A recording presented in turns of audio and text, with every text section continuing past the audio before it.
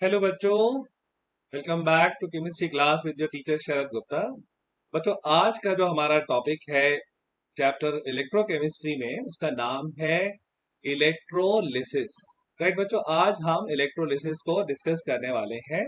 और इस इलेक्ट्रोलिसिस का जो पहला एग्जाम्पल बच्चों मैं आपके लिए ले रहा हूं, that is in the electro refining of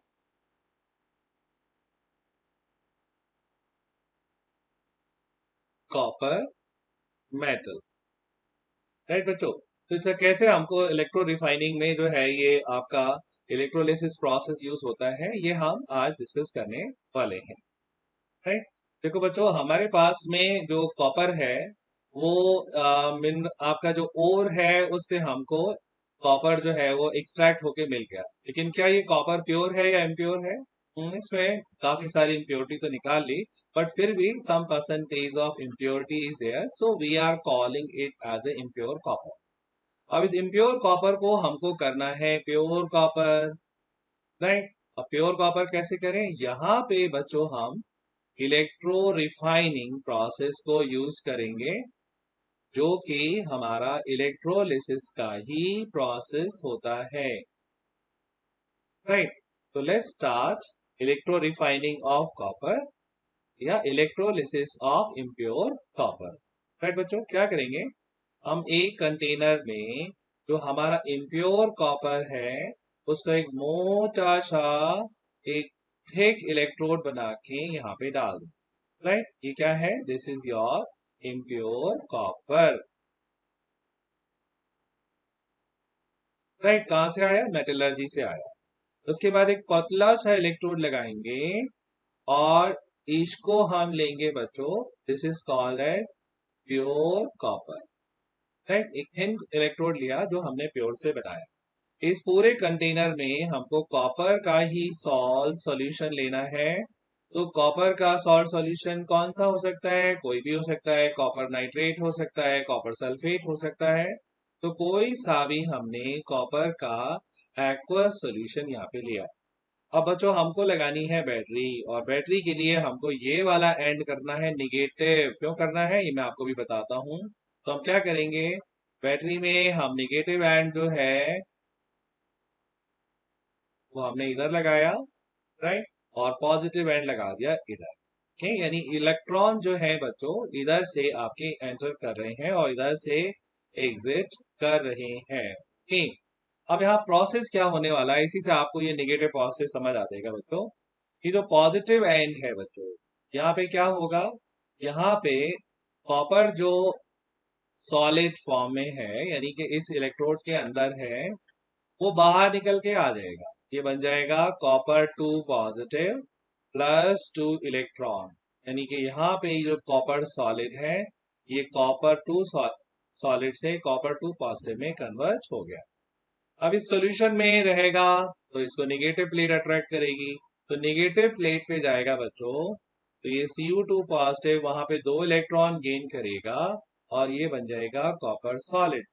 यानी हुआ क्या? इस मेटल इलेक्ट्रोड में से कॉपर निकला, निकल के सॉल्यूशन में आया। थोड़ी देर आराम ही कर रहा था कि अचानक से उसको निगेटिव चार्ज दिखाई दिया और वहां जाके वो चिपक गया, यानी उसका जो है वो चार्ज चला गया और अब वहां पे वो सेटल हो गया है। राइट, ये जो हमारा ऊपर सेल दिखाई दे रहा है बच्चों, इसका थोड़ी देर में हाल जो है वो चेंज हो जाएगा इलेक्ट्रिसिटी पास करने से। जो आपका इम्प्योर इलेक्ट्रोड है उसका मोस्ट ऑफ द कॉपर तो दूसरी साइड पे चला जाएगा, यानी यहाँ पे ये एक ईटन एप्पल की तरह, खाए हुए सेब की तरह दिखाई देगा, यानी कुछ नहीं बचेगा। राइट, और जो आपका प्योर इलेक्ट्रोड था बच्चों, वहां पे बहुत सारा कॉपर डिपॉजिट हो जाएगा। तो यहाँ पे ये हो जाएगा मोटा ताजा। Right, this is your pure elect copper जो यहाँ इकट्ठा हो रहा है। जो चीज बच्चों ट्रैवल नहीं कर पाएगी वो वहीं पे आपके इलेक्ट्रोड के नीचे गिर जाएगी। राइट, और इसको हम कहते हैं एनोड बड या एनोड स्लज।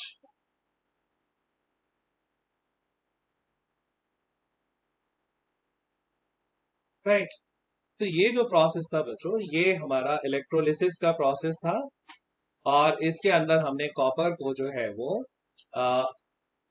रिफाइन किया। कुछ नाम और पढ़ लेते हैं बच्चों। एक चीज जो बच्चों को हमेशा याद रखनी है, हमने आपको पढ़ाया था बच्चों के एनोड जो है वो हमेशा ऑक्सीडेशन एंड होता है, और कैथोड जो है वो हमेशा रिडक्शन एंड होता है, राइट। इसका कोई एक्सेप्शन कहीं नहीं है बच्चों, आपको बस यही फॉलो करना है, और आपका एनोड एंड कैथोड का आइडेंटिफिकेशन कभी भी गलत नहीं होगा। तब बताओ बच्चों, ये जो कॉपर वाला जो हमारा ये इम्प्योर कॉपर साइड है, यहाँ क्या हो रहा है, इस प्रोसेस का क्या नाम है?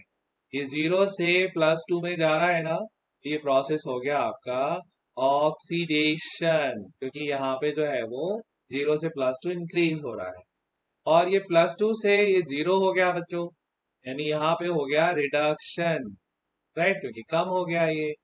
अब क्या करें, ऑक्सीडेशन वाला एंड हमेशा क्या होता है एनोड, तो ये हो गया आपका एनोड, राइट। और रिडक्शन वाला एंड होता है हमेशा आपका कैथोड, तो ये हो गया बच्चों cathode, right.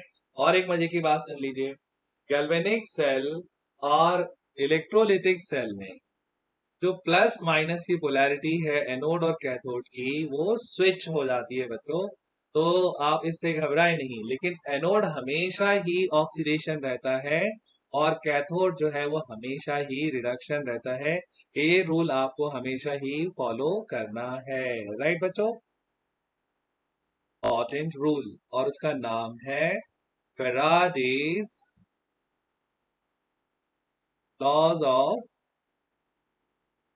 Electrolysis, right. Faraday एक साइंटिस्ट थे, उन्होंने ईयर 1833-34 में इलेक्ट्रोलिसिस को लेके बहुत सारे एक्सपेरिमेंट किए बच्चों, और कुछ रूल्स बनाए, उसको हम कहते हैं Faraday's laws of electrolysis, right बच्चों। तो क्या है फैराडेज लॉज ऑफ इलेक्ट्रोलिसिस? पहला रूल बच्चों, उन्होंने कहा कि मास डिपॉजिटेड एट इलेक्ट्रोड, यानी इलेक्ट्रोलिसिस करेंगे बच्चों तो कुछ ना कुछ मास तो डिपॉजिट होगा ही होगा।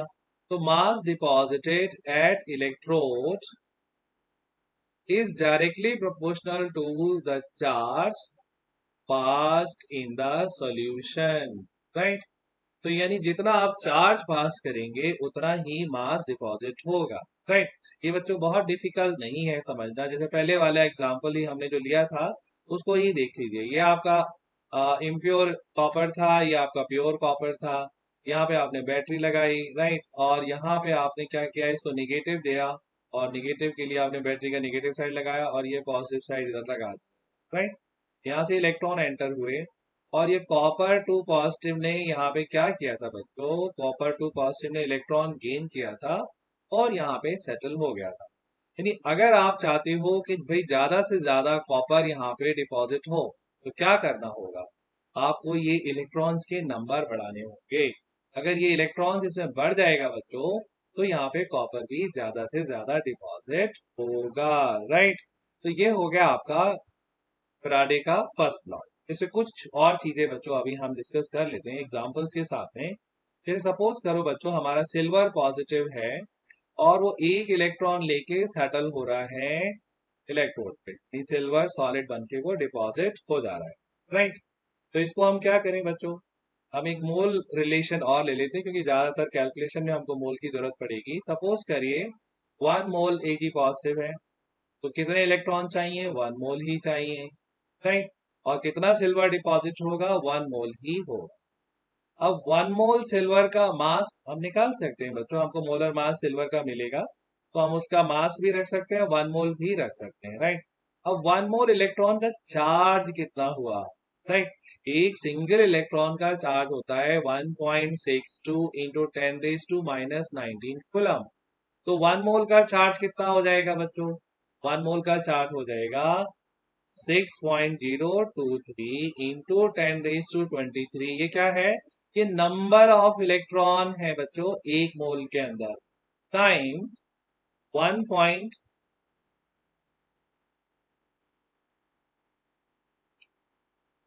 1.62 इंटू 10⁻⁻19 कूलम्स, राइट। इन दोनों नंबर्स को हमने मल्टीप्लाई किया बच्चों, तो ये आ गया आपका 96,487 कूलम्स पर मोल, राइट बच्चों।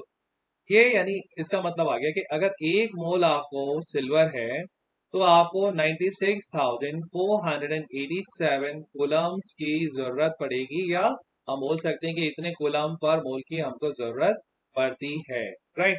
इसको बच्चों हम थोड़ा इजी फिगर भी ले सकते हैं, विच इज 96,500 कूलम्स पर मोल की रिक्वायरमेंट होती है, राइट। इस फिगर को बच्चों हमने जैसे पहले भी पढ़ा था, हम बोलते हैं 1 फैराडे, राइट। तो यहाँ पे चीजें आसान हो जाती है कि अगर हमारे पास एक मोल सब्सटेंस है तो एक मोल सब्सटेंस के लिए तो हमको चार्ज रिक्वायर्ड है वो है 1 फैराडे, और अगर यही हमारे पास में 2 मोल सब्सटेंस होगा बच्चों तो हमें चार्ज रिक्वायर्ड होगा 2 फैराडे। ठीक एग्जाम्पल और देख लेते हैं, जैसे कॉपर 2 पॉजिटिव है बच्चों, इसको 2 इलेक्ट्रॉन चाहिए, राइट, और ये बनेगा कॉपर सॉलिड। तो 1 मोल कॉपर को कितना मोल इलेक्ट्रॉन चाहिए? 2 मोल इलेक्ट्रॉन चाहिए ना बच्चों। तो यहाँ पे हम लिखेंगे कि 1 मोल copper needs 2 faraday of charge, right. या कूलम्स में बताना है तो हम बोल सकते हैं 2 इंटू 96,500 कूलम्स चार्ज की रिक्वायरमेंट है एक मोल सब्सटेंस के लिए। एक एग्जाम्पल और देख लीजिए बच्चों, Al3 positive plus 3 electron is equal to Al solid, right. अगर ये 1 मोल है, अब तो आप जल्दी से फटाक से बता देंगे, तो कितना यहाँ पे हमको चार्ज चाहिए? चार्ज चाहिए बच्चों 3 फैराडे, क्या 3 इंटू 96,500 कूलम्स पर mole of the substance, right. ये बच्चों हमारा है फैराडे का फर्स्ट लॉ, राइट। अब फैराडे का सेकंड लॉ क्या है वो भी पढ़ लेते हैं। सेकंड लॉ ऑफ फैराडे, तो फैराडे साइंटिस्ट हैं, उन्होंने इलेक्ट्रोलिसिस के लिए एक रूल और दिया, उसका नाम रखा इन्होंने फैराडे सेकंड लॉ। उन्होंने कहा if similar charge is passed in 2 or more electrolytic solution, right बच्चों। सिचुएशन समझ लीजिए कि सेम चार्ज पास करना है और हमारे पास में 2 या 2 से ज्यादा इलेक्ट्रोलाइट सॉल्यूशन है, देन क्या होगा बच्चों?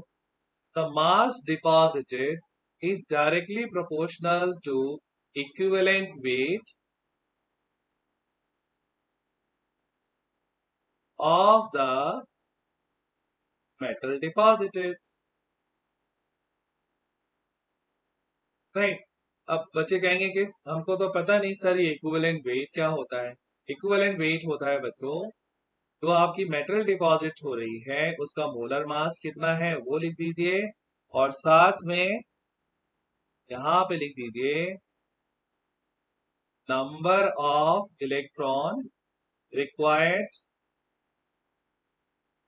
फॉर 1 आयन, यानी एक आयन को अगर आपको डिपॉजिट कराना है तो कितने इलेक्ट्रॉन चाहिए वो यहाँ पे लिख दीजिए। फॉर एग्जाम्पल बच्चों, अगर Ag पॉजिटिव है, राइट, तो हमको मालूम है बच्चों कि Ag पॉजिटिव में जो इलेक्ट्रॉन्स रिक्वायर्ड है वो 1 ही है, राइट। तो यहाँ पे हम कर देंगे 1 इलेक्ट्रॉन के लिए Ag का मोलर मास रखा, इक्विवेलेंट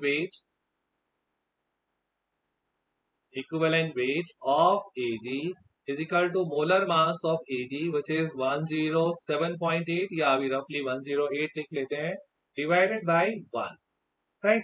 ये बच्चों इसका आ गया इक्विवेलेंट वेट। ये कॉपर का अगर निकालना है तो copper 2 positive plus 2 electron is equal to copper solid, इसका इक्विवेलेंट वेट आ गया E copper is equal to copper का जो मोलर मास है बच्चों आई थिंक 63.5 होता है, चेक कर लीजिएगा, डिवाइडेड बाय 2, यानी जितना भी मोलर मास है बच्चों उसको हम 2 से यहाँ पे डिवाइड कर रहे हैं तो कॉपर का इक्विवेलेंट वेट आ जाएगा। वापस से समझ लीजिए, if similar charge is passed in 2 और मोर इलेक्ट्रोलिटिक सॉल्यूशन, देन क्या होने वाला है, mass of electrolyte deposited is going to be directly proportional to equivalent weight of the substance, right? अब हम कंसीडर करते हैं बच्चों के हमारे पास जो दो सब्सटेंस हैं वो है हमारा कॉपर या सिल्वर या M1 या M2 मान लीजिए। तो M1 कितना डिपॉजिट होगा वो इसके इक्विवेलेंट वेट पे डिपेंड करेगा और M2 जो है कितना डिपॉजिट होगा वो इसके इक्विवेलेंट वेट पे डिपेंड करेगा। तो हम यहाँ पे M1 बाई M2 निकालेंगे बच्चों तो ये हो जाएगा आपका E1 बाई, ये जो हमारा मास डिपॉजिट हुआ है ये दो सब्सटेंस M1 और M2 और इनके इक्विवेलेंट वेट के प्रोपोर्शन में हुआ, राइट। एक और इम्पोर्टेंट बात समझ लीजिए कि अगर हमको सेम चार्ज पास करना है तो कई सारे मेथड हो सकते हैं, बट जो ज्यादातर सिचुएशन आपको दे रखी है एग्जाम में बच्चों वो कहते हैं कि दो कंडक्टिविटी सेल जिनको हमने सीरीज में लगा दिया, राइट, सीरीज में लगा दिया है,